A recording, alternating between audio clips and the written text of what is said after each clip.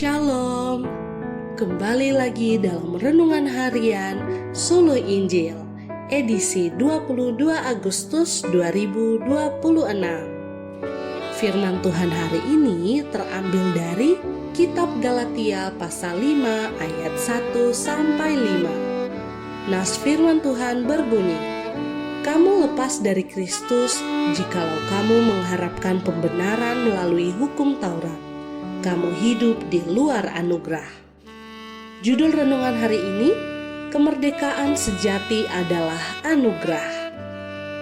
Ada seorang non-Kristen bertanya kepada temannya yang Kristen, "Apa keunikan kekristenan?" Dan si teman Kristen itu menjawab dengan penuh keyakinan, "Anugerah." Agama Kristen adalah satu-satunya agama yang mengajarkan doktrin tentang anugerah. Anugerah adalah pemberian Tuhan bagi manusia tanpa syarat. Apakah sebenarnya anugerah itu? Mengapa Tuhan perlu memberikan anugerahnya? Dan apakah tujuan pemberian anugerah? Anugerah menemukan maknanya dalam konteks dosa dan penghukuman. Sejak semula, Tuhan Allah telah berbicara dengan manusia tentang hukuman mati jika manusia tidak taat kepadanya. Hal terburuk dari hukuman adalah manusia sudah mengetahui perintah, larangan, dan hukuman, tetapi manusia tetap melanggar.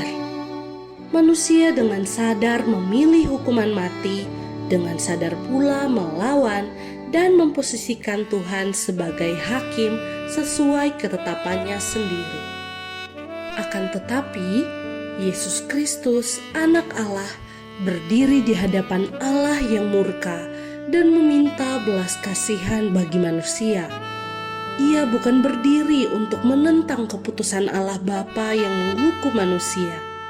Yesus berdiri di antara Allah dan manusia, menjadi mediator untuk mendamaikan kedua pihak. Pendamaian itu mengubah status manusia dari terdakwa kejahatan menjadi orang merdeka. Inilah anugerah. Manusia yang seharusnya dihukum mati karena perbuatan dosanya, tidak taat kepada perintah Tuhan dan melawan larangan Tuhan, telah dibebaskan Allah karena anaknya. Karena Yesus Kristus, Allah Bapa berkenan memberikan apa yang tidak layak diterima oleh manusia, yaitu pengampunan. Allah Bapa berkenan berdamai dengan manusia. Itulah anugerah. Manusia yang bersalah dan harus menanggung hukuman tidak memperjuangkan kemerdekaannya sendiri. Itulah anugerah. Yesus Kristus berdiri atas nama manusia sebagai pembela di hadapan pengadilan Allah Bapa. Itulah anugerah.